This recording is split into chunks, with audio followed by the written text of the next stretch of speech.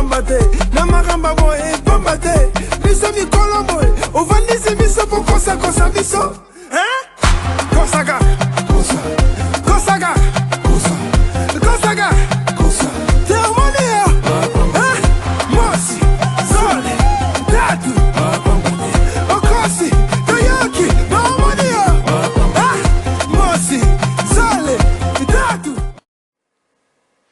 Esengo za kanabiso de bele penza tangu tokutana kanabino tongo iso pona koleka nakosola makambu oitala kamboka bande ko balandi ya social television na nzela ya masolo mboka mbote nabino bipai biso bu siliko zwama tozali wana penza pona koleka na kosolola na bino lobintoto ezaki mwa zumbuluke ya mwana bomona kibisote kasi lelo penza to sili koya potoleka na kosolo. Alors merci na Rufin Molombela oya zaina nzela machine clin d'œil au DRH Isason Shinshin te Pesiombote DRH, bonjour à toi.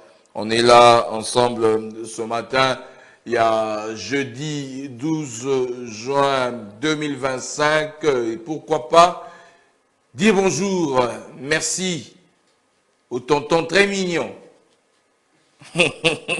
Audrey Kikunzu qui assure la réalisation. Il y a Masolo Mboka, na Tongo, il y a Lelo, Tozali Wana Penza, Potoleka, Nakosolo, Likambo et Talimboka. Bien ami Bali Tokozalana Bango, Moko Asiakomi, Bokomonae, Mosusu, Asiko Baete, Azad, déjà na niveau ya commerce, Azali Kokoma, Tobandiete. A kokomela biso na oisika potoleka na kosolola makambu oitala kambo katosolo comme susute au bel mboka. Comme je l'ai dit toujours, nous n'avons que la République démocratique du Congo en commun.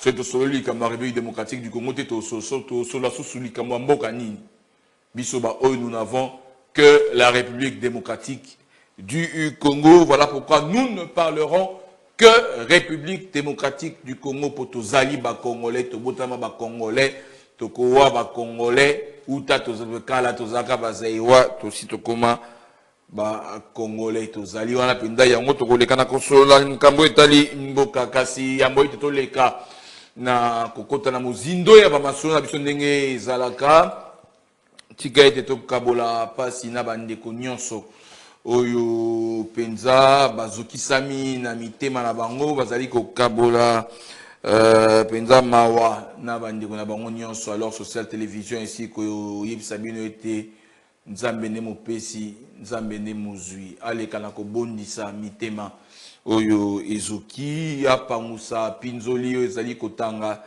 epai na bino. Trouver le réconfort epai na nzambe ye moko mosusu te. Merci beaucoup.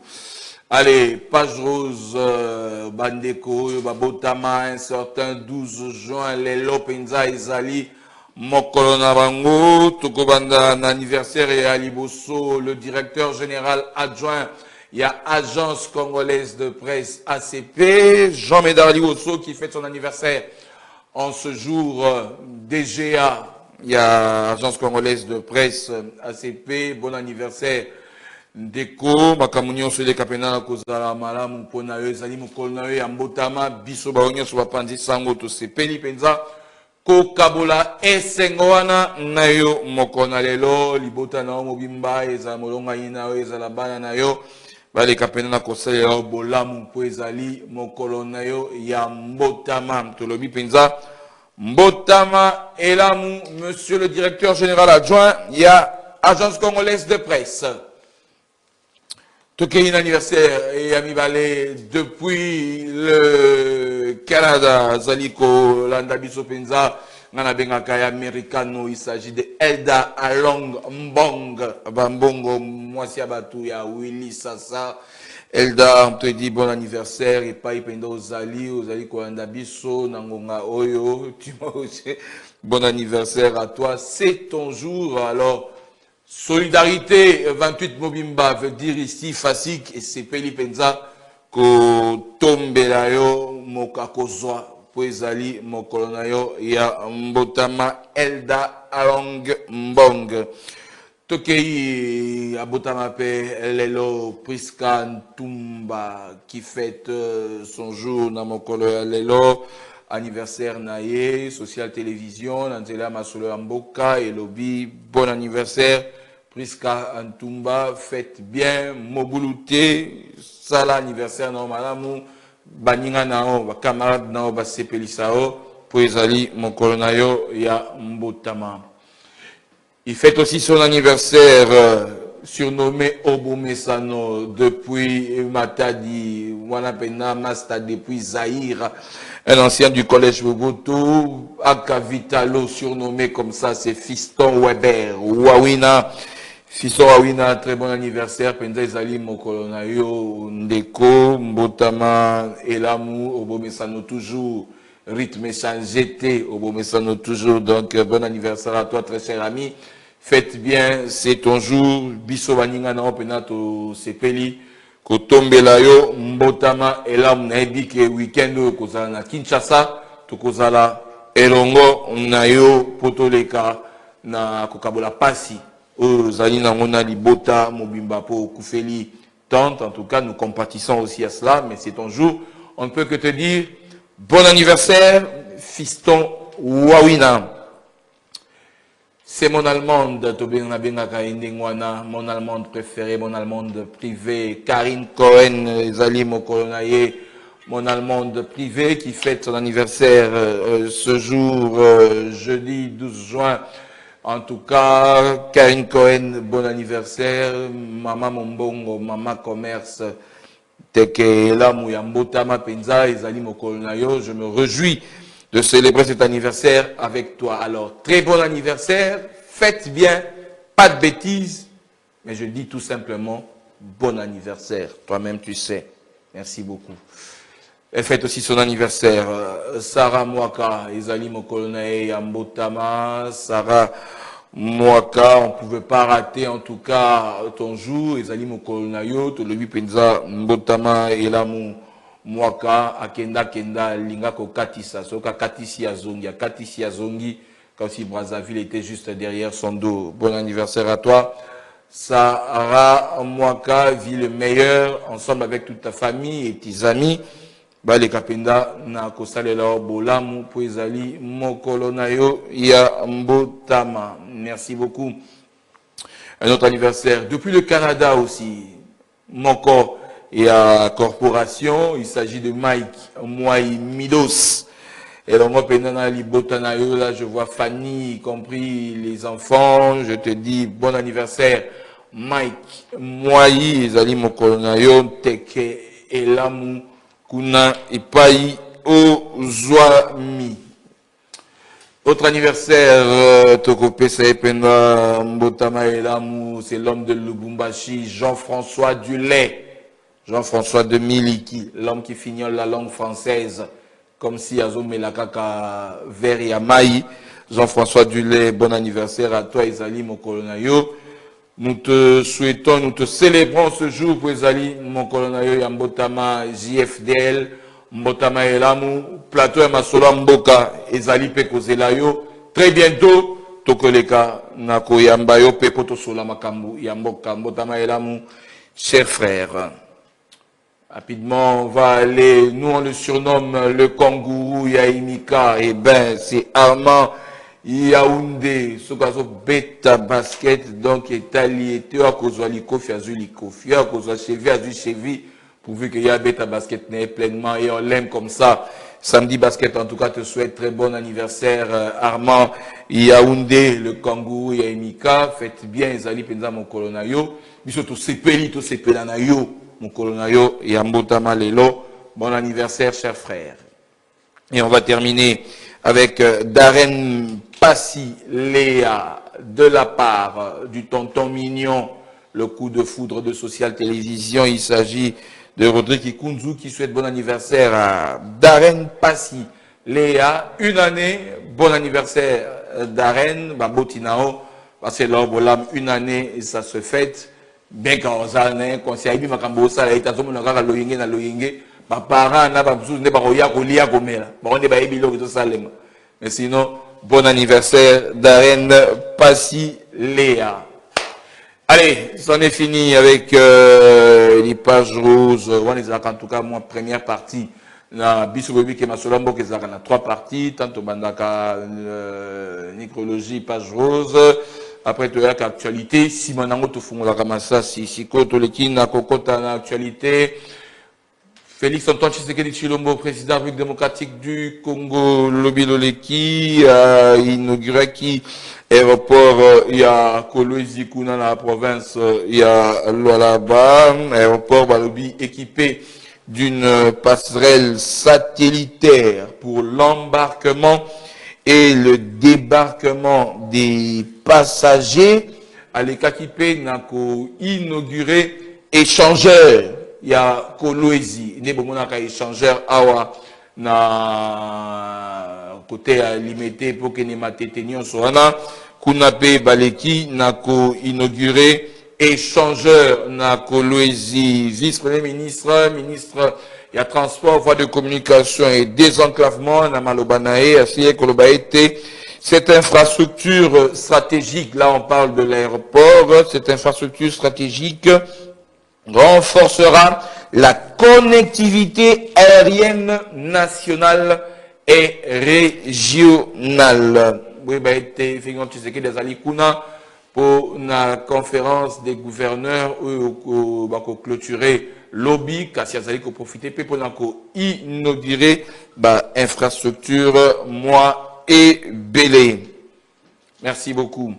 Allez, crise sécuritaire dans l'Est de la République démocratique du Congo, délégation, il y a RDC, délégation, il y a Rwanda, Bazali Kozele Bango Lisusukuna, na États-Unis, na Washington, pour na Kokoba Masolo, Oyo, Izali Kuna, Bribiete, pour na Kolukakaka, qui mieleka na kokota na République démocratique du Congo, Masolo et Kokoba, babi touro zali ba ministre des Affaires étrangères te bat bako zalawana et zali ba expert ne siko bako approfondir penza likambo etali accord il y a crise sécuritaire oyo objectif balobi poursuivre les négociations de paix entre les deux pays. Il s'agit de la République démocratique du Congo et le Rwanda, pays agresseur reconnu même. Dans l'instance, il y a Nicolo, dernièrement, pour nous, qui n'a réunion assez, Nenge Rwanda, Klaka qui porte, parce que la République démocratique du Congo, na Burundi, Boyaki, et Rwanda, les Kanakozo, présidence, il y a CEAC, et les autres présidents, membres, il y a communauté, on appelle, Landaki, Lolenge, RDC, na Burundi, Balekaki, na Kosenga. On va terminer. Partie actualité, na observatoire, il y a dette publique, ODEP. Azali côté mais la schéma, il y a pacte social, Oyo, Basango, ya Senko, na ya ECC, Bazali na Sima. Balobi observatoire des dépenses publiques s'oppose au chemin du pacte social publié par le bureau Senko ECC qui propose un dialogue citoyen fondé pour la bango plutôt, pour la bango Oded Bazali ko proposer un dialogue citoyen fondé sur les aspirations il y a population. On verra ce que ça va donner, surtout après la rencontre Yasuka entre président de la République, Martin Fayulu, qui était Mokondiamboka Leka, na Koyamba, délégation à Senko ECC, Tokole Kapenda, na Koyeba na Mikolo. Tobandi était peut-être en retour, il y a Mokondiamboka na Lolaba, on verra ce que ça va devoir donner. Merci beaucoup. Wana to silisi parti nabiso, il y a actualité, tous les cas. Na kofungola débat na biso ya mokolo ya lelo comme je l'avais dit mobianga mi moko asili koko ya mi balé nano asili koko na biso te to bandieta kozala na biso pour isile ko biso etazali musika tazali déjà na niveau ya commerce, donc on espère qu'il sera de notre naleka na kopesa ba sujet otozai nango ya liboso to kolobela likambo ya retrait il y a des troupes étrangères dans la République démocratique du Congo. Washington a zali ko bétamé ça pour un retrait wana amplifié par Luc Timelin ou Azali ambassadeur. Il y a États-Unis, République démocratique du Congo. On a sujet à Liboso, sujet Yami Balé. En tout cas, c'est d'actualité semaine Mobimba parce que les réactions continuent. Ezali, récente sortie, il y a Monamboka Jean-Pierre Bemba Gombo, mais Bissomingi Minga Tokomi Tuna Soki, Monamboka Jean-Pierre Bemba Gombo, Azali Kobanga dialogue, Oyo, Basango, Yasenko na SCC, Bazali ko proposé, Baleka na copiloté. Voilà, Maman ya Makambo, Tokolobela. Nam colonel Lo, mon bien ami, Yeliboso, Miché Mangala.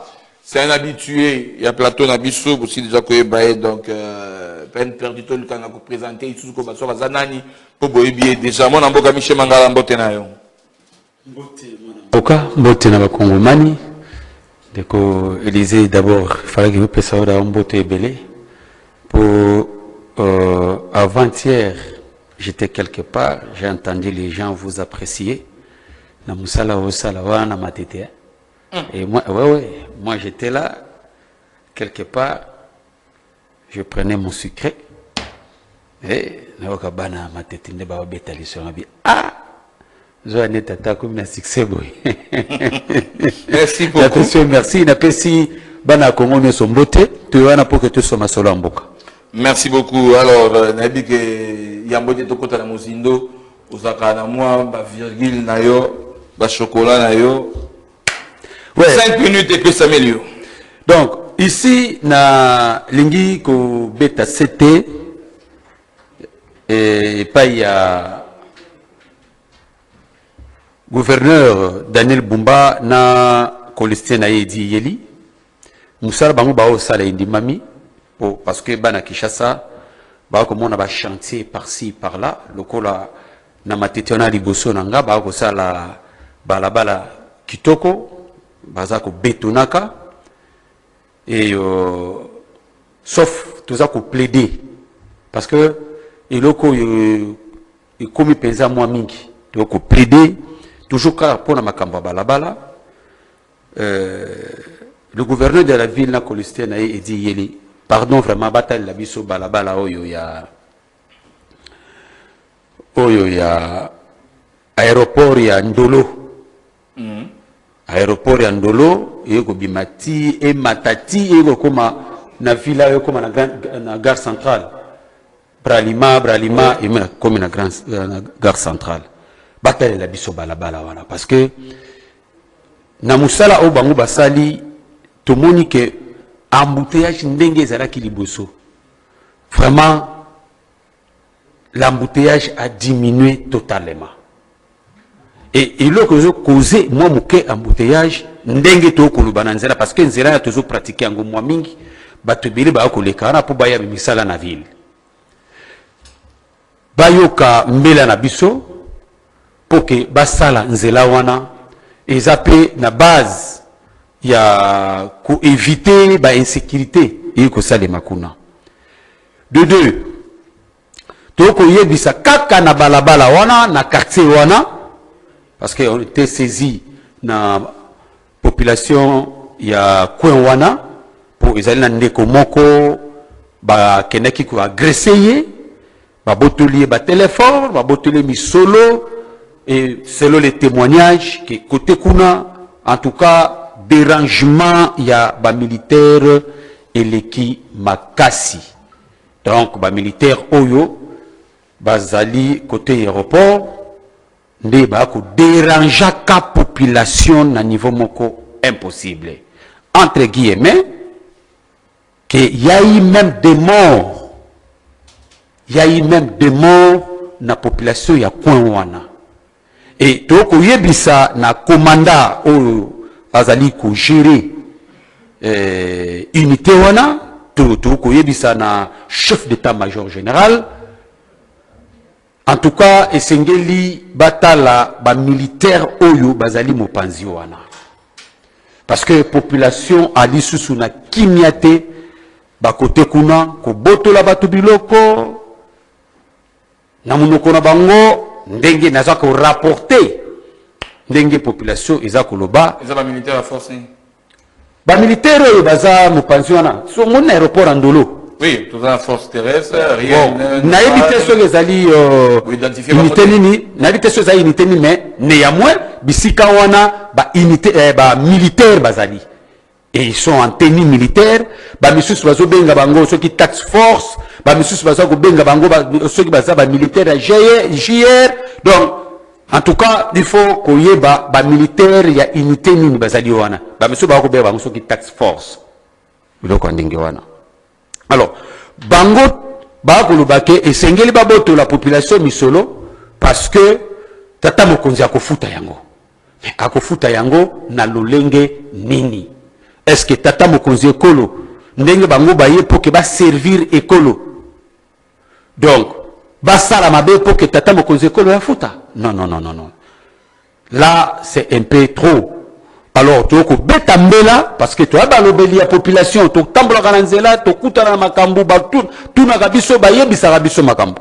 Mais tu ko yebisa bakonzi ya mampinga ba tala un peu situation wana pour que kimia ekota na population ya coin wana. Et kusunga population ya coin wana pour que population wana pe bazala na kimia. Merci mingi mwana mboka Miché Mangala. C'est que 5 minutes, nous avons aussi 5 minutes. Et ce qui est important, c'est que c'est solo parce que bakino pe bakongoma ba kozela vraiment tokota na kati ya masolo pour to gagner ta. Très bien, merci beaucoup. Allez, tokei na premier sujet likambu ya retrait ba troupes étrangères na sol ya République démocratique du Congo. Conditions sine qua non en tout cas avant signature il y a Washington, États-Unis, à Betimbela, comme un retrait, il y a des troupes. Ambassadeur États-Unis, à Otiko Beta sous Septeli, comme on retrait, il y a des troupes. Tout le bateau, troupes étrangères, ça dit qu'il y a des troupes rwandaises, parce qu'il y a aussi des troupes qui sont venues en appui na gouvernement pour nous le Canada qui vient à Est. Retrait, condition sine qua non avant signature. Ndeko Élysée, bana ya Congo, bana ya Kisasa, likambo bato bamona kwa maseki. Bamona ki yango lokola, tata mokonzi ekolo le David de la République, a ko sala jali yoto, yango landaki bato belé, ba o ba critiquer, ba o ba loba boy, ba o ba loba boy. Ngai na ko loba yango Ndeko Élysée. Nzambe ya malamu kotindela biso motokola Félix Antoine Tshisekedi na kuluba yango ke bato bazela tata mokonzi ekolo na socialité malgré aza kobunda po ke abongisa social ya peuple congolais mais eloko oyo mission oyo Nzambe atindaki le David de la République Félix Antoine Tshisekedi. Et à l'époque, aya kolongola biso na kati ya monoko ya lou na kati ya colonisation rwandaise. Yango komuna lelo oyo position ya États-Unis d'Amérique. Position même ya biso ba kongomani et to bandaki koluba avant négociation avant makambu nyonso. Il faut que ba troupe wana elongwa na sol congolaise. Et les États-Unis ont compris que pour que les affaires, pour que l'accord, pour que négociation, pour que Kenya ezala na kati ya mboka ya Congo, esengeli que bato bako bomaka ba kongomani balongwa nanu na kati ya mabele. Parce qu'on ne peut pas signer un accord tant que nos frères, nos sœurs, nos papas, nos enfants, bazali toujours continuer d'être tués. Nous saluons cette décision. et sa décision moko salvatrice oyo elakisi que le Congo et les Congolais vont trouver la paix. Et ce qui est important, c'est l'honnêteté, la sincérité, la véracité et l'amour des Américains pour les Congolais. Ça, c'est pour la deuxième fois que les États-Unis d'Amérique sauvent la République démocratique du Congo. C'est pour la deuxième fois que les États-Unis d'Amérique sauvent la République démocratique na balkanisation ya mboka oyo. Vers les années 60, vous savez que le Congo était déjà balkanisé. Au Monaki, na Katanga kuna, parce que se proclamait un État avec Moïse Tshombe. Kassai avec Monopoué. Donc, le pays était déjà balkanisé. Mais les États-Unis avec régime, il y a le président George Bush, le père, il a sauvé à l'époque le Zaïre en mettant le président Mobutu pour qu'il a instauré l'unité sur le tandis de la République démocratique du Congo. Et tant le fait maréchal Mobutu Aye, il a installé l'unité à unifier, c'était ça les mots, à unifier le pays. Et quand il a unifié le pays, le président Mobutu a instauré l'unité nationale. Congolais, à l'époque, Zaïrois, Mukongo alite, Muluba alite, Mongala alite, Mosoyele alite, Bissonyon Sotobengami, Bazaïrois. Mongala koki kobala Muluba, Muluba koki kobala Mushaili, Mushaili koki kobala Mukongo. Tobengani Bissonyon so, Bazaïrois. Unité, Evandi, Eboti Misisa, Yango Monike Badongolu Miso. Baokokako. Panzabiso bakongomanité parce que l'unité, l'amour de notre nation est vendu na Katiamboko Anabiso. Les États-Unis d'Amérique a sauvé Biso la première balkanisation. La deuxième balkanisation de Konangaï Élysée avec l'intelligence, parce qu'il faut savoir, première balkanisation, tant qu'on va tenter de balkaniser Biso, Biso na Biso bana ya mboka. Et simité, il va changer stratégie. Pour la deuxième balkanisation, maintenant, il étranger na tête ya mboka, va infiltrer mboka na biso et pas il y a bapaya pour que va parvenir na ko balkaniser mboka. Chose fait au Monaki que nous avons connu dans notre pays, bateau va diriger mboka na biso na nationalité moko très douteuse, yango to senga même justice. Il faut balandela bayeba nani oyo a dirigeant mboka na biso. Est-ce que Ali Congomani ou Ali Congolais te pour la terre débat oyo une fois pour toutes. Pour sanité déjà parti est et Kenda qui déjà d'une manière économique, d'une manière sécuritaire na accord au Bakenda qui signé le 23 mars 2009.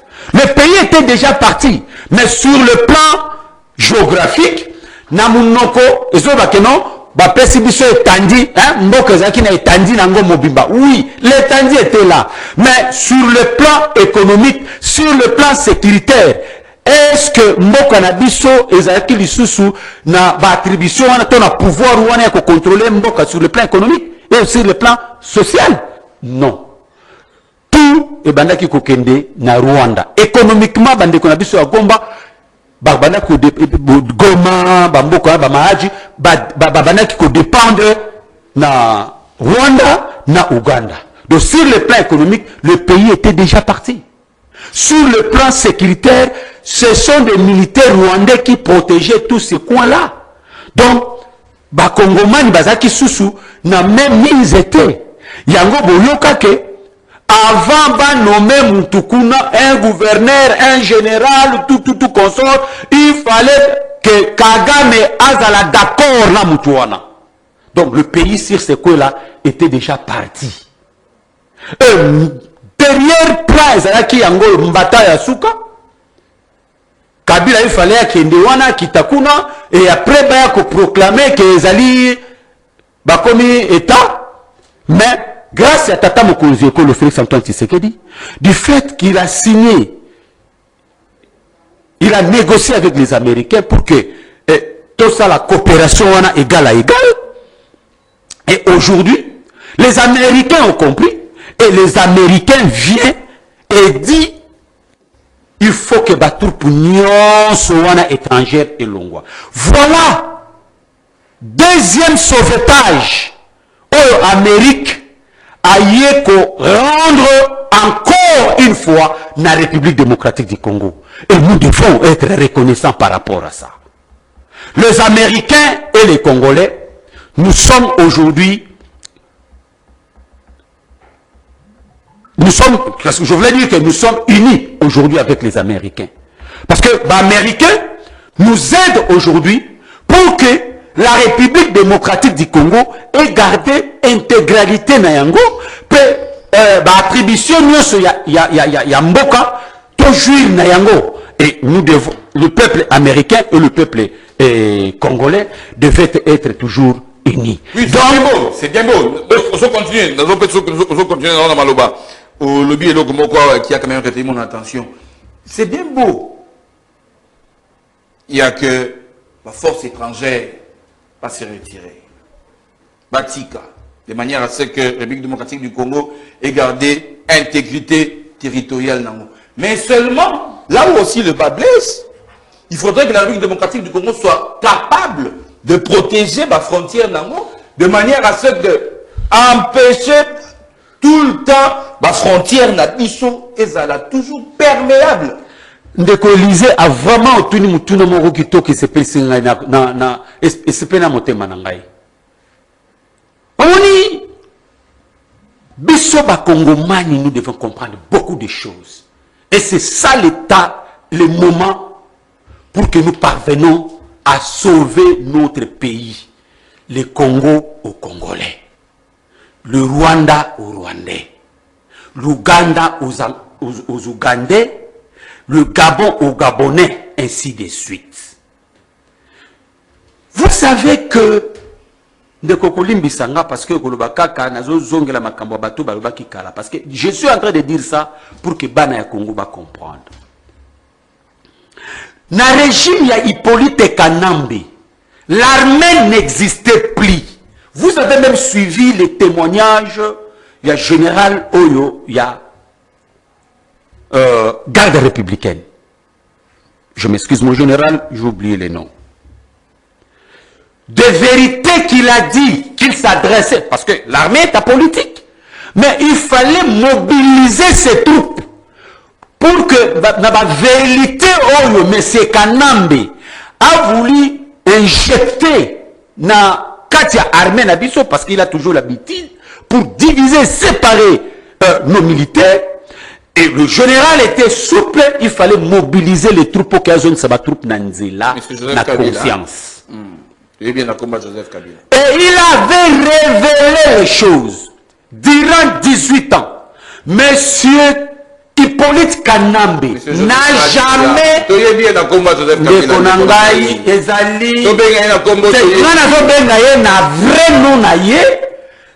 et maintenant moi je pense que la justice devait nous éclairer là-dessus sur réellement le nom que vous venez de citer et son nom.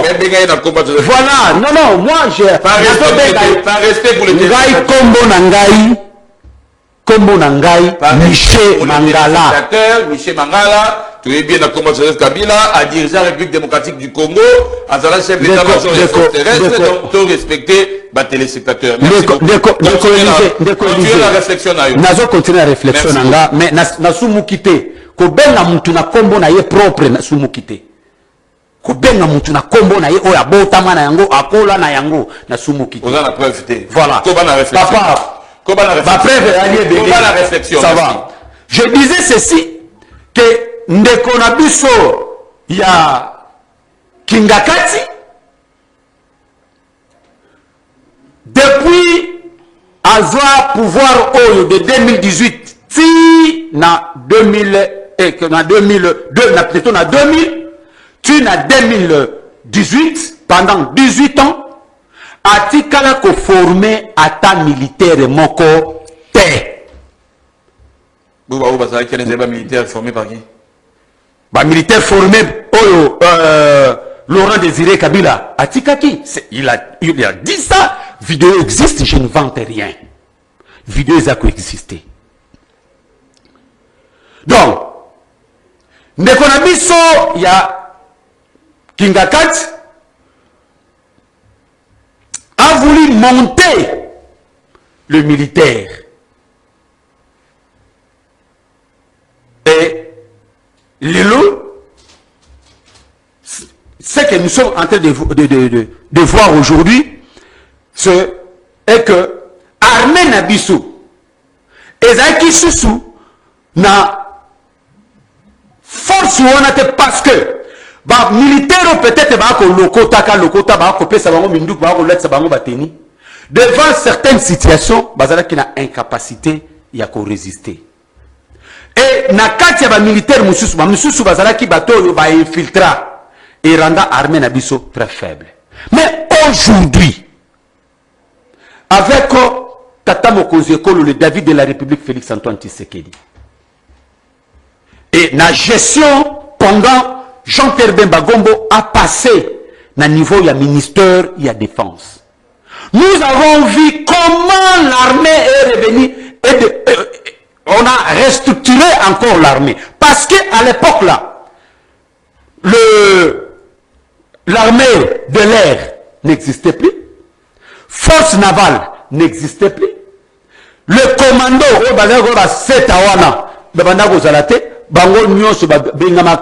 force armée congolaise. Donc confusion totale. Bah unité mususuana quasiment inexistant. Mais le logo Natata Mokonzi Ekolo, pas plus que hier. Vous avez suivi le général, le colonel le nom m'échappe. Na Kibomango, on a encore renouvelé Kibomango pour des formations de militaires.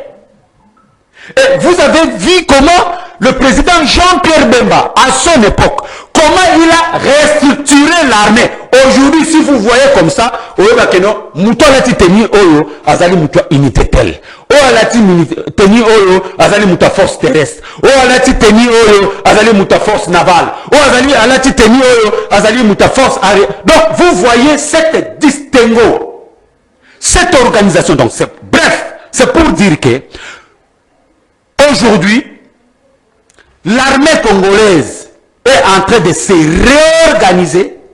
Il y a avec l'appel de Mboka Jean-Pierre Bemba qui s'est levé, qui a mobilisé la population congolaise, Bana ya Congo va comprendre le sens et amour de la patrie.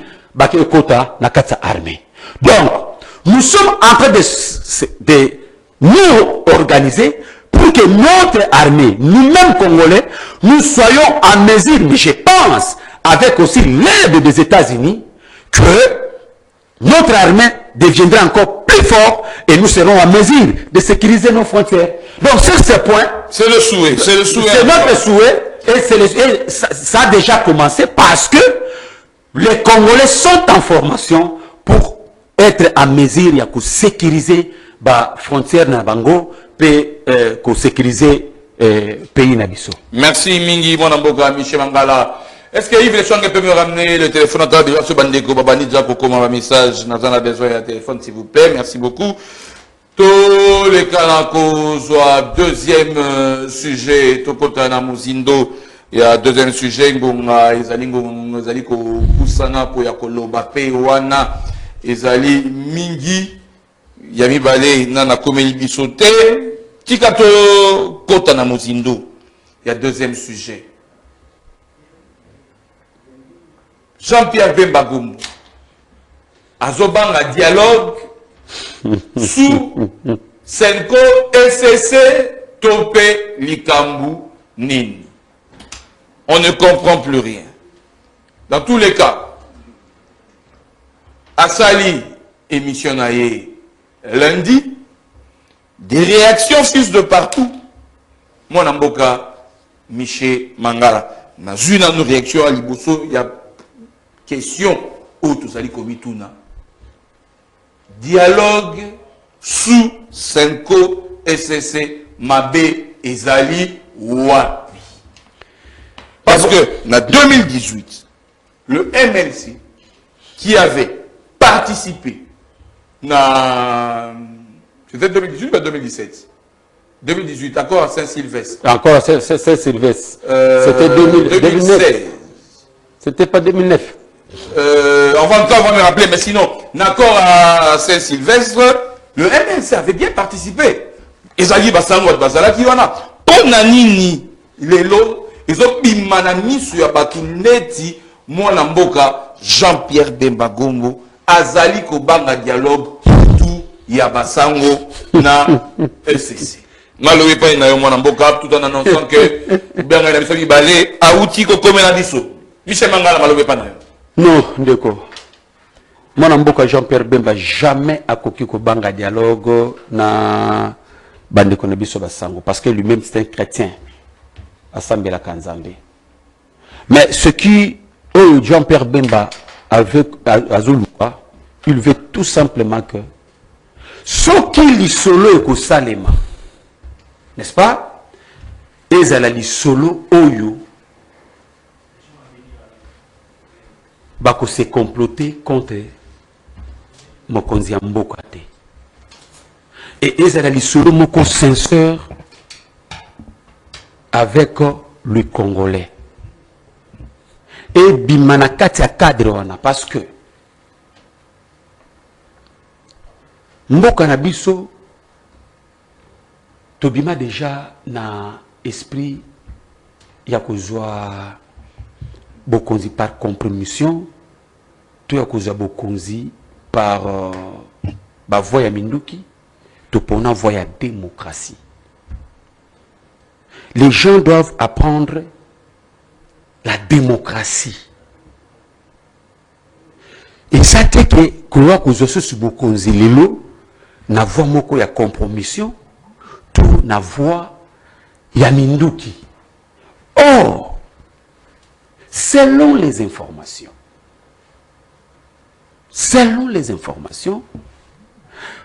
oyo église SCC na Senko babandaki kosala ezalaki po ke basimbisa tata mokonzi ekolo touche.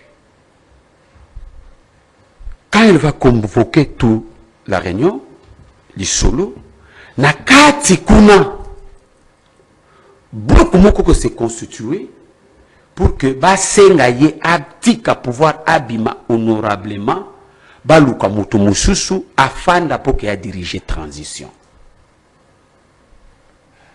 C'est que Jean-Pierre Bemba a voulu.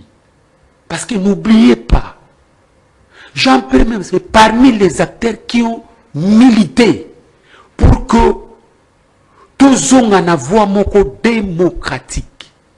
Pouvoir ezala pouvoir moko démocratique. Tout kende na ba voix électorale pour que tous soient bas dirigeants. Quelqu'un qui a risqué sa vie.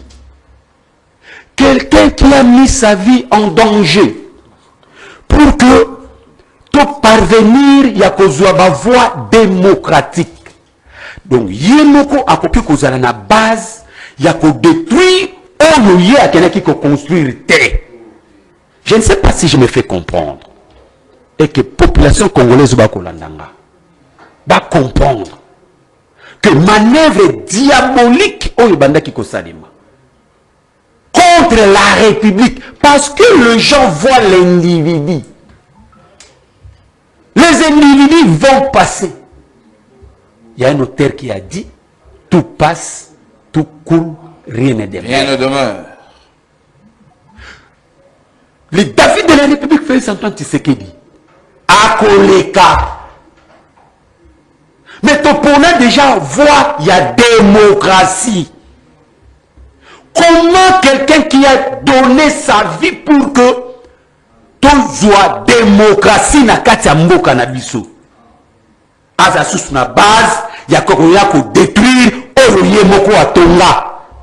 Et lelo, nous sommes en train de voir bateau batonga qui démocratie na Jean-Pierre Bemba ensemble. Lelo ba komi koluka ba casser voie démocratique.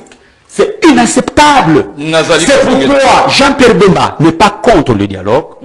Jean-Pierre Bemba veut que ce qui dialogue avec Salima entre nous Congolais, et il y a comploté pour se comploter contre la nation congolaise. Merci Michel. C'est ça l'expression. Allez, Alain Zikate dit, Assi Koko Melabiso, Mwanamboka, Mbote na Onzele Kangatio. Mbote tata mopandi sango, mbote na co-débatteur nangai Michel, moninga na lengaka mingi makasi. Oto bundi na epeto continuer ko bunda malgré ako continuer ko pona axe du mal. Mbote également vous en cadre de la partie axe du mal. Te ye okite bango. Okite comment Bemba a semblé ko ignorer yango na maloba na ye. Oh, a ignorer ton côté. Il a dit était.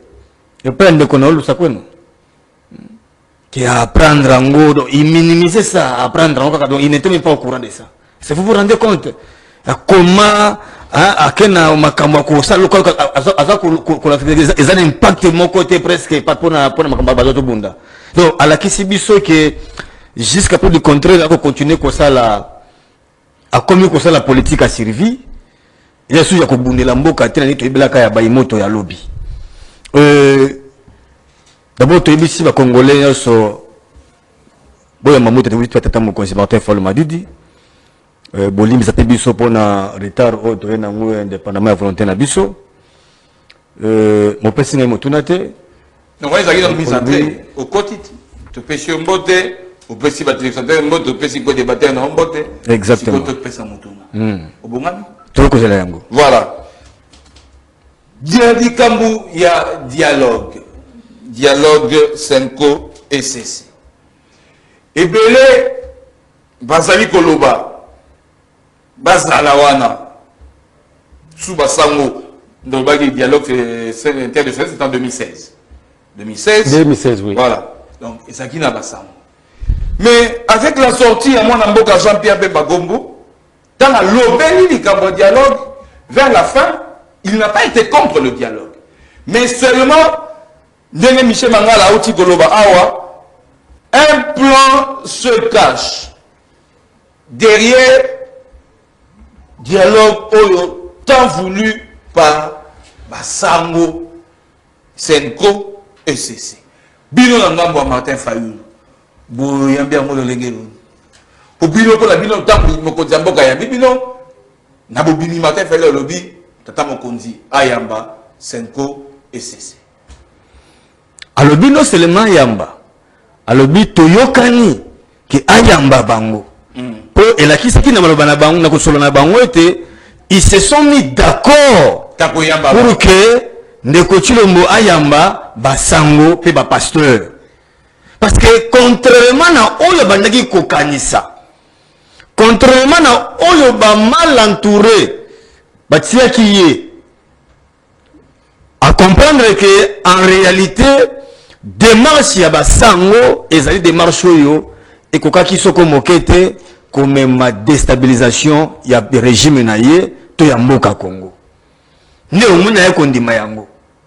Alors lelo yo tomoni ndeko na biso kulutu na biso to portaka na biso mon frère, moi j'ai souffert matoi nanga o mona kozomona erisque katana na 2007 exactement. Donc ils ont souvenir et tikalanga ya mabe na bitumba oyo. Juste pour avoir porté t-shirt à Bemba, j'ai failli livrer ma vie. Alors toye kobunda nyoso etali makambo etali dialogue. Jean-Pierre Bemba bosani que na dialogue à Senko à l'époque ya Hakinae Maman Eve Bazaïba moment donné, les sangos sont allés la voir. Et moi, quelqu'un peut me porter, on va partir de toutes les balles, quelqu'un sous Collandais, comme ça, qui était tozonga, tosola, pona mboka. Basango wana à l'époque n'ont pas comploté contre la République. Basango oyo yebi, bandima kopesa ba ecclesia na bango. Beyamba na bango poto lukalolenge kani tosilisa makambo ya dictature na Congo. Kaka basango wana bakende su kondima ete bazongisa Congo na libulu. Yo yebi kolongola ndeko Chilombo. Kocha moto mususu ebite soki nani. Combien ko déstabiliser davantage mboka oyo. Yango te bisi batoboye, surtout te bisi firmer vonde. C'est le moment ya kokende ko benga Jean-Pierre Bemba. Mais mon frère, oyebi koluka liwa na moto boko benga symbole ya mboka. Moto boko benga moko somi na bino. Eluka mokete. Tomona yangwawa. Est-ce que oyebi ke kolongola ye ko boma? Ça peut être une malédiction pour la République. Au monde yangona musée. Comment ça déstabiliser la nation? Et le lenge kanye comment qui était Rwandais baya pesa Kongwanzama. Alors, basango wano bakoka kimia.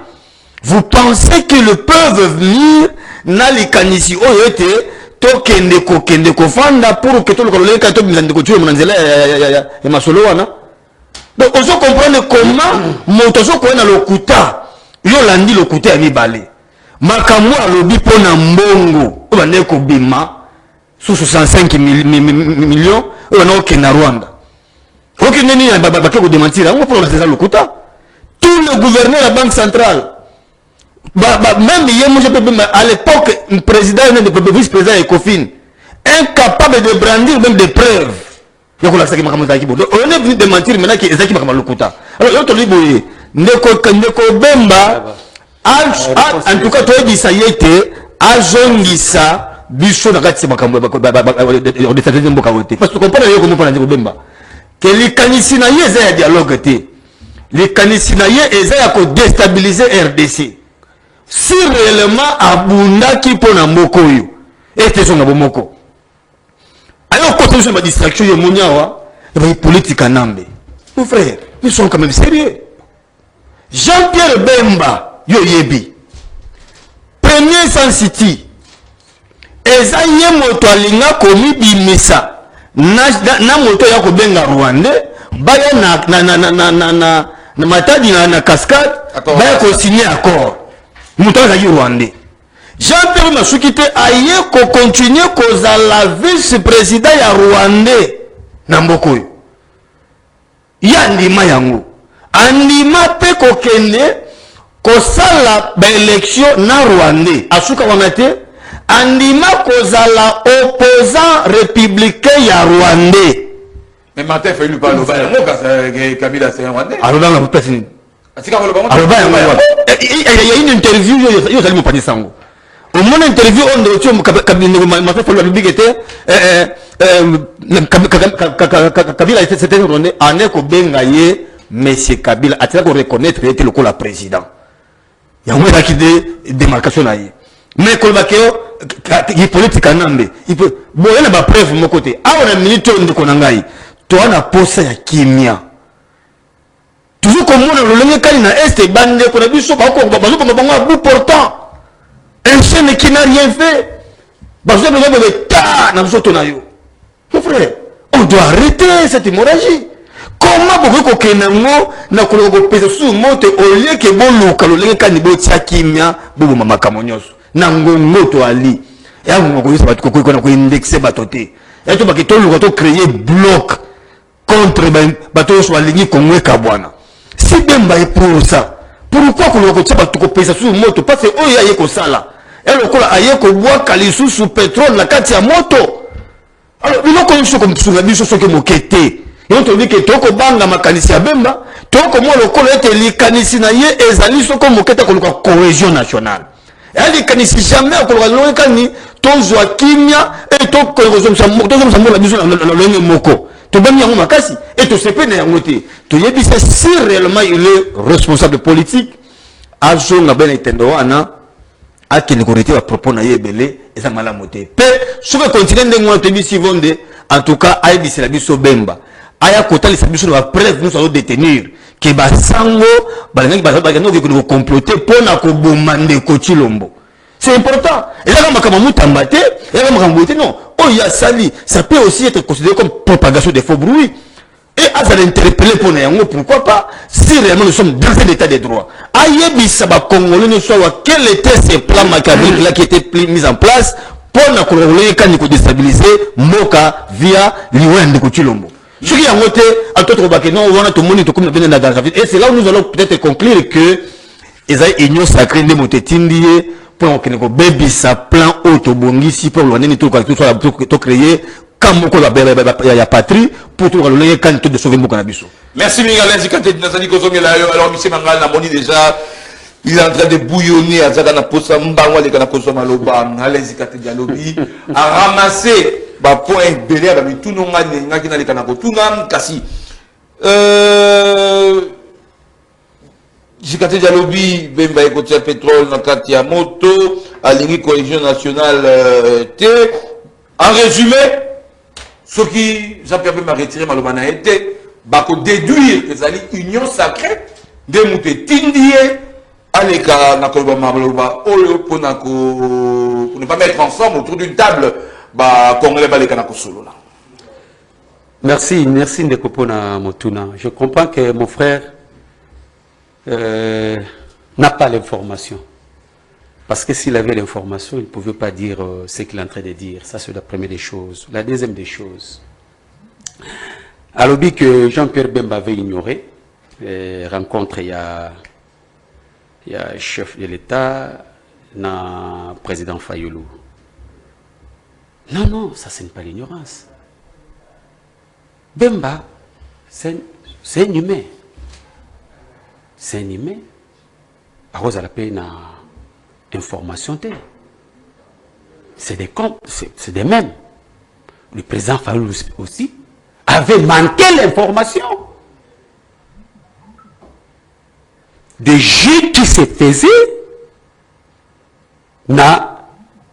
soi-disant,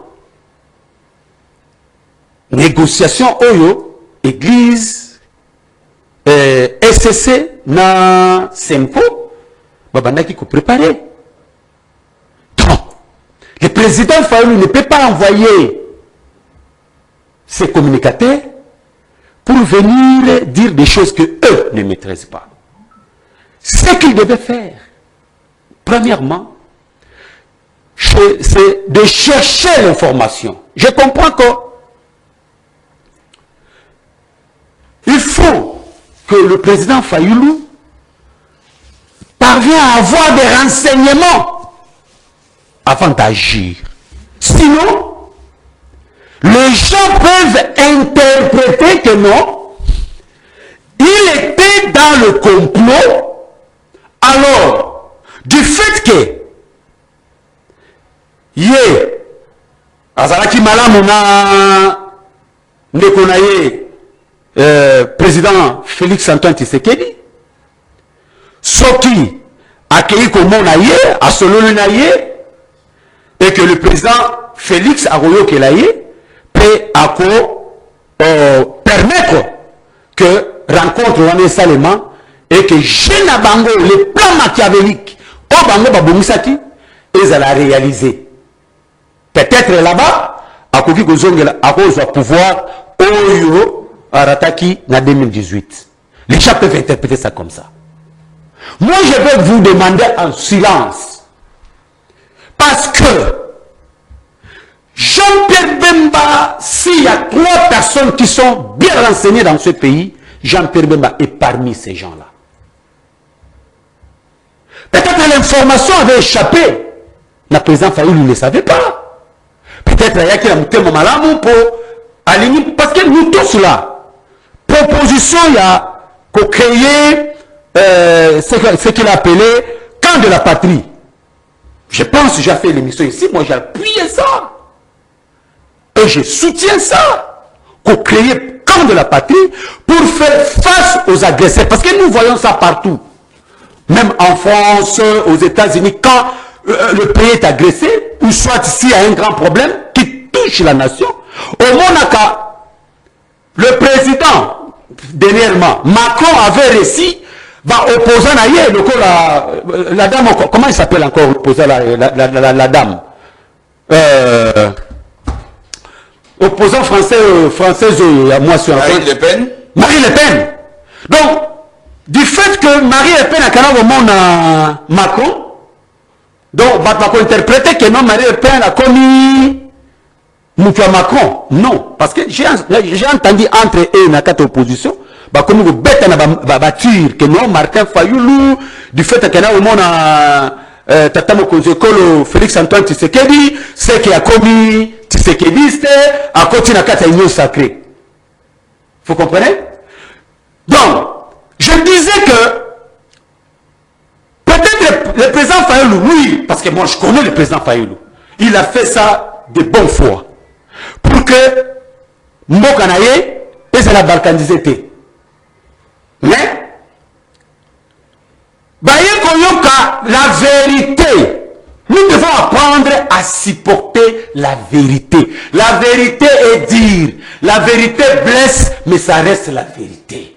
Pour que tu soignes Pota, il faut que tu soignes yango. Et nous devons accepter Pasiwana pour que Pota wana est si là. Neonangai Alain, retenez ceci. Vous devez chercher l'information. Vous ne devez pas venir ici sur le plateau commencer à tirer sur le président Jean-Pierre Bemba. Et pourtant, le président Jean-Pierre Bemba a voulu tout simplement sauver la nation. Sauver le régime. Sauver le peuple congolais. N'a plan machiavélique. D'autres plans, il y a Rwanda à Sali pour avoir. Parce que le président Jean-Pierre Bemba a dit tout.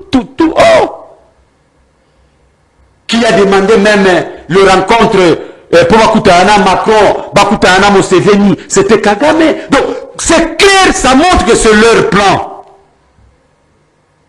Et d'ailleurs, Moutaliboso a dénoncé qu'on a préparé l'IPONA, nouveau chef Oakoya, le référent Kakenza. Malgré on était venu pour dénoncer. Et le pasteur Eziba est venu reconfirmer. C'est un plan qui se faisait peut-être échapper à président Fayoulou Oyaye va quitter. Moi je pense qu'il devait se ressaisir. Mais on a trouvé même dans le cas de l'Ikamoya Lobaki que tout ça la... Comment il appelle? Camp de la patrie. Peut-être on peut trouver des mécanismes dans ce sens-là. Mais écarter cette histoire, il y a Bassango, ça c'est de 1. Mais, mon frère, non, quand le président Tango, président Fayoulou Abima qui est pas à Tata Mokonzekolo, il a dit des choses encore. Abima est pas à Tata Mokonzekolo, Bayokanaki Ayamba Semko. Est-ce que tu avais suivi la réponse du président de la République, de David de la République? Il lui avait dit, il va lui répondre. Le président avait dit ça, qu'il va lui répondre sur cette question. Atikaye tend à réfléchir. Comme ça qu'on répondrait. Le président n'avait pas accepté qu'il y a Kouyamba Bango. Non, c'est faux. Bon, toi tu dis encore, alors qu'il y a une époque avec maman Eve Bazariba, oui. Écoutez mon frère ami, les hommes changent. La réalité d'hier n'est pas la réalité d'aujourd'hui. Et vous devez savoir, en politique, d'accord, c'est fond et c'est de fond. La réalité à l'église catholique, vous avez entendu, Mouturokola, paix à son âme, le cardinal Mosengo, malgré les attaques, le cardinal Mosengo a tombé la illuminalité pour que Aloba. Mais les jours, après qu'on le bassire un point et précis, moto. Mais Oyo, tu connais comment comme si Bassango, comme politicien, ça devient de trop. C'est pourquoi nous sommes en train de se poser la question, est-ce que les Sango sont devenus des politiques ou comment? Les Kambotali nation, comme Tali nation, laissez les politiques trouver un problème dans la nation. Mais vous êtes l'église au milieu du village. Soyez juste. Et c'est que, quand la Moutouboye, non, ça ne tient pas. Merci. Donc, pardon, je termine par là. Il dit, 30 secondes. il dit que le PGR devait saisir de la question pour interpeller Bemba. Non. Jean-Pierre Bemba a dit j'accuse. J'accuse. Mais c'est qui sont lésés. Jean-Pierre Bemba ne peut pas aller pour accompagner sa preuve panane. L'État Zawana. Ce n'est pas Jean-Pierre Bemba ou soit au procureur de se saisir de la question. Non. Ceux qui se sentent lésés. Ceux qui m'ont comme Jean-Pierre Bemba à l'Okuta, qui pour saisir le procureur. Il est là. Il est là. Vous ne pouvez pas demander à un procureur pour que saisir que non pour le faux bruit. Non. Jean-Pierre Bemba est en train de sauver cette république, mon frère. Merci, Michel Ngala. Jean-Pierre Bemba est en train de mettre dehors se comploter contre la République. Mais c'est que moi je peux vous demander, allez chercher l'information avant de dire des choses que vous ne maîtrisez pas. Michel Mangala Moutalobi, Jean-Pierre Bemba Gombo est là pour sauver la République du danger. Sauver la nation. Na risque une implosion, et l'ina qui est salé manakati, il y a Mboka. À un certain moment, et ça va binonyoso, Boutambola na katani, ça metingai. Tant que Bemba Bandaki likamou ya campagne ya Boutambola Tambola pour mobiliser la population, il a connu des tirs hein, de partout. Mais après un certain moment, c'est cette même population. Comment est-ce que et moi, je suis Jean-Pierre Bemba, Azalaki n'a raison, surtout dans les Gambo et rébellion AFC M23. Dans mon les gens lui donnent raison. Et ceux qui n'ont pas de Azali Koloba, si Bemba avait raison, Alain Zikati. Naoki Passi, Naoki Micha Koloba. Et Naibité. Yo, Passi. Vous allez qui Koloba, Nazaki Kimia. C'est comme on a fait Koloba, vous allez Kimia. Continuez Koloba, merci. Micha Pessa n'a pas si. Et bien flatterie yo, et c'est que Tikayango. Naibishu de Bandeli. Que MLC et comment ça la politique a servi. Et sur politique, comme si tu n'avais pas quitté.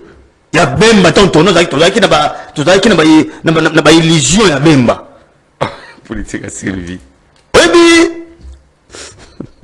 maloba na ebele oyo ezokoya tala yango malamu Bemba yebi ete kala mingi te ekoki kozala na gouvernement mosusu esengeli ya soit Somino ade soit Somino kokoya moto mosusu esengeli ya Soit Fayulu 1 comme vous voulez na concéder na ngai comme vous voulez mais na yebi sûr que Martin Fayulu boyebi yango aza oyo na âge à 33 ans Mobutu l'a proposé après CNS aventure wana comme ministre il a refusé.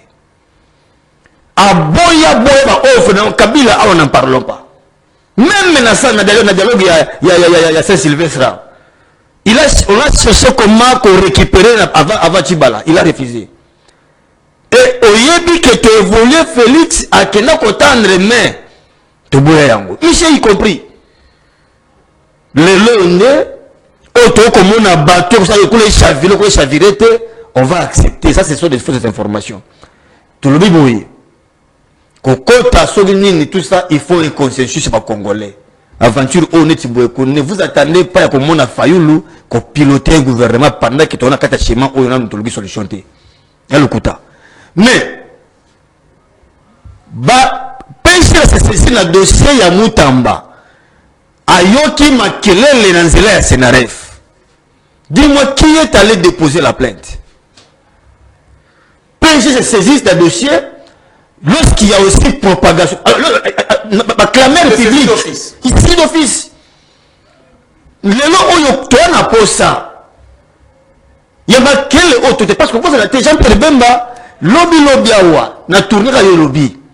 Il nous a démontré combien Mobondo et Zaki Kabila. Mais on a vu un monsieur sortir de Mobondo là. On m'a montré avec le Mobondo. Donc il est venu casser rapidement ce que Bemba disait. Il a mis balai. Tu as dit que Bemba, s'il a un problème personnel avec Kabila, bah régler entre bango. Ça nous engage encore nous la République. Ah, minute, le problème est que Bemba réponde de ses actes quand même. Ou à lobby, et ça m'a cassé. Koboma, Motolokola, Oboko Benga, c'est moi la boca, et elle est pétété. Et Bakena ko dénoncer, bon été, pour des jeux complot. On pose des gestes. Yebisabiso ou Bemba, il peut être mieux outillé dans l'information. Crédible, fiable et certaine. Finalité nango eza nini na mokobalo so lo bawana parce que enseigner là qui ce qui réellement de keneko ko dénicher et ngumba ya bato ba ko comploter contre ndeko Chilombo bokende ko tia bango maboko bali ba super homme te et bon boti bango maboko te et loko moko te bo bandi ko yembaka awa que ils étaient derrière le complot et ko bossa la tête. Nous sommes en coopération en temps de crise. Ali moto c'est Bastien Square bien malamu. Et je ne sais pas comment on va bloquer Boué. Tant où tu es solo là. Chacun de nous vient avec son cahier de charge. Monter a monté en chair naïe. Mais il y a toujours des compromis qui pour trouver solution. Si cela s'avérait être vrai, qu'il y avait un complot, Batien de continuer mon pemeni à Kende, Balokamoto Moussou, Batia Yowana, à la transition. Et ça qu'il canise là-bas. Il y avait un autre camp, dans des coutumes, peut-être aussi, il y avait devait avoir un troisième camp, comme celui d'Abisso, qui ne peut peut-être pas accepter de telles bêtises. Parce qu'il y a un monde de Moutessangari qui est tout le problème, il y a le Bimakamoussous, le Bimakamoussous, le Bimakamaboma, le Bimakambatia qui est mon pemeni. Donc vous comprenez que le complot là, ils ont un moto à MLC et ils maîtrisent la moté et qu'ils maîtrisent l'information. Bisous donné comme maîtriser l'information, tout est selon eux. Que nous étions sous-informés, moi encore peut-être moins informés. Mais, bon, on démontre que nous sommes de tenir l'information. Nous avons dit qu'il est à la plaisir qui bouillait et qu'on sait qu'il a bouillé. Mais comme les gens à comprendre la réalité, on a au lieu comme ma biche le populisme autour de posaté. C'est là où nous vous disons que tous les gens au sérieux. En réalité, plan ya MLC et ça le col à moi na oyo a l'ingité bâti atika libelle pas yande konaye. Donc ben ba comme on a comme calculer ça que on risque d'avoir d'autres personnes qui risqueront de s'ajouter au gâteau et qu'on risque de la pour la vision de la politique à Sylvie à moi pour la banque. En réalité, nous sommes dans le Cameroun, nous sommes dans la démarche pour sauver la nation. Tout le Cameroun, même cela, peut-être qu'on a une illusion tragique pour la banque, on peut peut-être les approcher comme ça, il est temps, tout ça, Timon Nabiso, tout coup d'ayango, tout à la Congo, vous allez bien commun pour Nabiso Basso. Merci. Mais, autant que mon nawa, il est comme moi. Monsieur, il ne faut pas chercher à procéder dans le perroquetage pour démontrer aux Congolais que vous avez l'information. Il y a comme Mamoto. Botika Lokuta. Toi, la posa, lelo oyoto loka, kimia ya solo. Ne commiché. Je sais que tu n'as pas de frères à l'Est. Nous qui en avons, tu as dit comment on va vivre.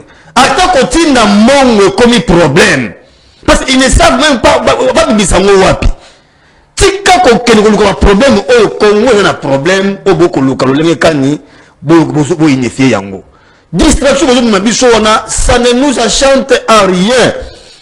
Kabila, Nanga et les autres peuvent être récupérés to tiki bato Rwandais autres to tie bango mo pasi to mettre bango en ni convenablement mais alors le m'a biso oté botika distraction moi bisa bemba que ozo mena biso wala to nango posaté mafuta to pétrole ozo ba fait la moto et que souga Congo mais l'autre côté merci il est temps tout le Congo et zonga kimia to kenerema ko créer camp de la patrie oh yo nanga to partager yango tout le solo ba on soit critiquer biso le loi yo comprendre ngo to comme on comprend le mena le loi que matin fallait que la biso que malgré ce qui était avec nous dans les soi-disant oppositions en réalité bazaki na kayama B bano compétent pour la République parce que comment moto lancé eloko ya malamu initiative à soutenir par tout le monde alors ben awa au moins tout le monde okuta beta Bataclan à l'époque il y a Hollande on a vu même qui celui-ci azaki challenger na Sarkozy et à un moment donné il a été convoqué dans l'Élysée pour trouver une solution. C'est ça le problème. La minute tout on a dit que nos divergences internes doivent exister. Merci. Allez, Nazova message. La minute elle est comme moka et c'est pour na biso le langage moko tout est ma distraction. Merci. Nazova message. On le dit belé papa. On le dit belé. Il a dit des choses impossibles. On message il y a fin au Koloba. Merci beaucoup. Toutes mes félicitations réitérées à Jean-Pierre Bemba Igwe. Sincèrement, aucun Congolais n'a eu le courage depuis 2001 de passer dans les médias pour crever l'abcès. Aza Mobali.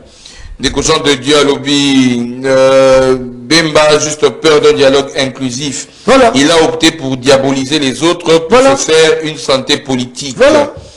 Merci, on va prendre bravo Ndeko José Alobi, bravo VP Jean-Pierre Bemba qui dit tout haut le fond de sa pensée. Ndeko Guilain Alobi, Bemba n'est plus normal, son attitude n'est pas du genre à rassembler les Congolais. Voilà. Ndeko Alobi, il sait ce qu'il craint. Ndeko José, très fier d'être comme lui et c'est un honneur pour moi. Je serai dans la honte d'être du même acabit que celui qui tue des Congolais. Bah, eux, bazana Goma, des bazo rassembler ba Congolais. Awa Olivier Kamitatu a égo répondre Bemba. Bazo lo bate pour Nanini. Bon, on n'en a pas parlé. C'est vrai qu'il a évoqué plusieurs points, mais tu pourrais m'en noter qui a lobby. L'heure n'est plus au règlement des comptes. Kamitatu met Bemba en garde pour ne pas hypothéquer toute la République dans la chute. Mais sinon, Tikana réaction, il y a Ndeko Msouzalobi, il est porte-parole, il y a Katumbi en même temps, il y a Kabila, bon, là il parle toujours de Moïse Katumbi, Ndeko Manu, Bemba a peur des négociations de Doha entre Fachi et Kabila. Il risque de fuir lui-même. Si cela est vrai, donc Joseph Kabila avait dit la même chose, le retrait de toutes les forces étrangères, Ouganda, Rwanda, Burundi, Tanzanie, plus vos mercenaires, comme ça nous allons faire un dialogue sous la marche de la SEMCO. Moussou Salobi, ben n'a fait que dire la vérité que les gens ne veulent pas accepter et ces gens-là sont bien connus. Je vais prendre d'autres messages. Pourquoi on s'en prend à Jean-Pierre Bemba qui n'a que répété ce que les Katumbi et nous autres disions depuis Botika Jean-Pierre Bemba Kimia Alobaki et Loko Ya Sikate. Je vais prendre quand même un message Bandeko Bakoumi, message normal. Bonjour Masola Mboka. Tozoye Bate Soki Bakonzi Bazo Memabiso Wapi. Bakonzi Basuki yango bakomi kosala makambu oyo basango lelo tozengela bongo seke toza bandoki eza ndeko Miche na bumbu ndeko mosusu alobi dialogue ya nini tosala dialogue na basango eloko esalamaka te ya mabe lelo lisusu na basango yango basango baza banani na Congo jour oyo tokoyeba que Congo centre ebombi makambu wana et kozala. On va se limiter là. Michel Angala. Il est 10h32. En 5 minutes en tout cas. Vous en avez 2 minutes et demie. 2 minutes et demie. On va clôturer. Vraiment, c'est un peu fort. De Colin, je vous interdis, vous, la Mouka, de ne plus insister pour ce problème. Parce que, les Congolais vont finir à comprendre que le président Martin Fayulu m'a dit, Azanakati a compris pour qu'il va faire chasser Ndekonaye Félix au pouvoir. Attention.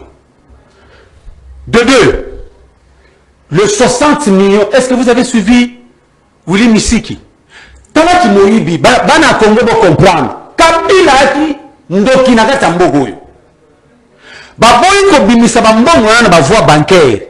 Willy Misiki a confirmé que mbongo wane banako za la payer na ministère na ye énergie.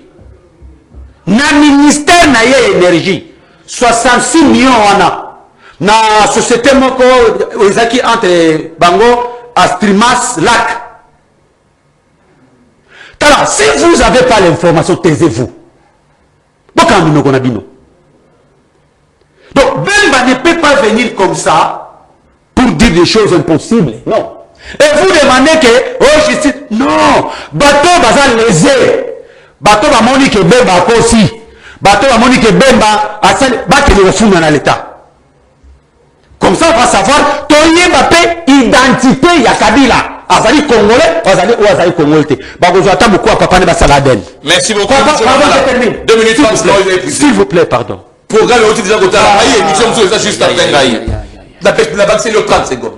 Donc, 30 secondes. Je disais ceci. Mais à deux fois, il dit des choses.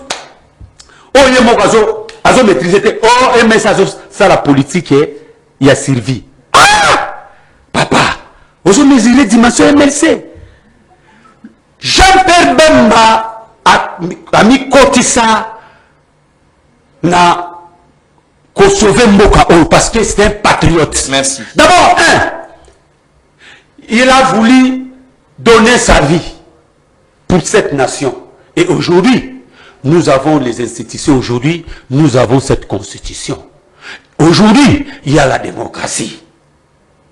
Mais à quoi est-ce que quand il s'est comporté contre la République, lui, en tant que d'une fils de ce pays, merci, M. Mangala. 2 minutes 30.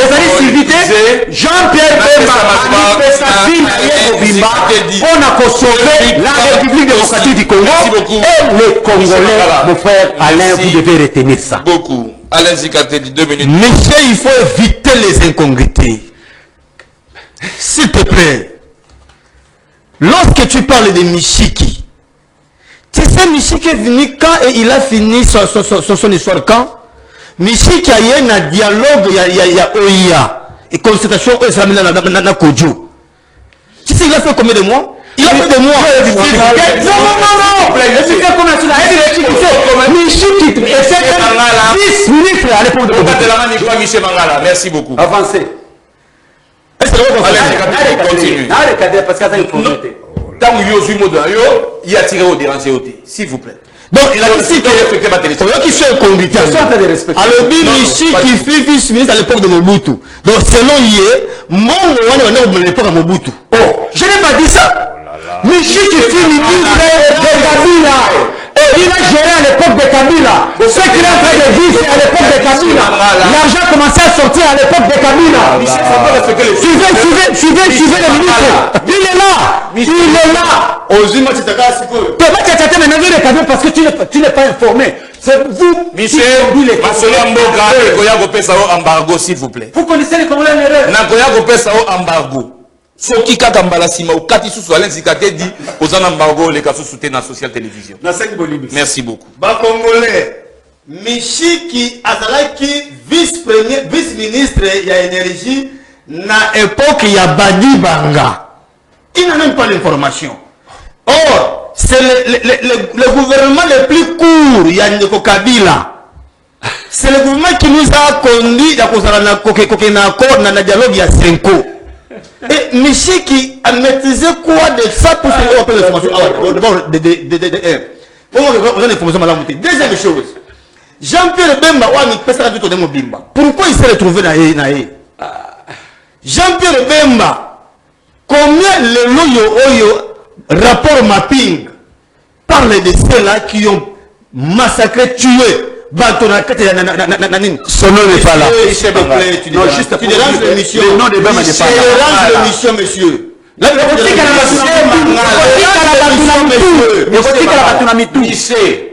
Tu déranges l'émission, monsieur.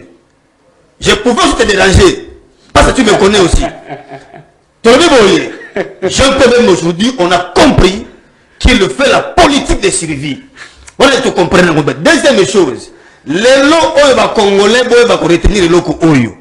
Et toi na posta ya kimia. Les lots congolais nyonso de partout à comprendre était tout le langage moko pour na Congo etika la moko et indivisible. Merci beaucoup. Toboyi makamako kabola ka ba congolais a na ba flatterie. Ba flatteur ba tete ba ka diosha na bango si le même c'est devenu un parti politique de ka diosha to évoluer sur terre ba congolais que tout dans l'école moko tout le langage moko pour que lobby monguna kabola Congo te oka compter to ka ko lela na biso na bino la biso et Congo kaboni soumis na biso. Merci mingi mwana mboka ale zikatedi et side nous qui na biso na mokola lelo Michel Mangala. Mouvement de libération du Congo, merci beaucoup. Ça a toujours été l'ambiance sur le plateau, comprenez. Mais ça c'est bête à Maraka Kandingwana. Il y a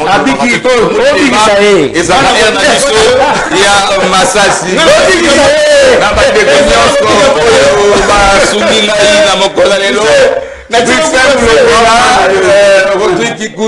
Yves Lesoigné, José Andiara, YouTube. Merci au directeur de programme qui nous avait accordé les 5 minutes de plus pour qui déjà pour Donké Bisso.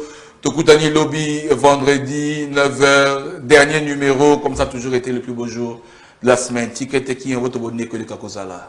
Au Mabota Mabino. Ciao.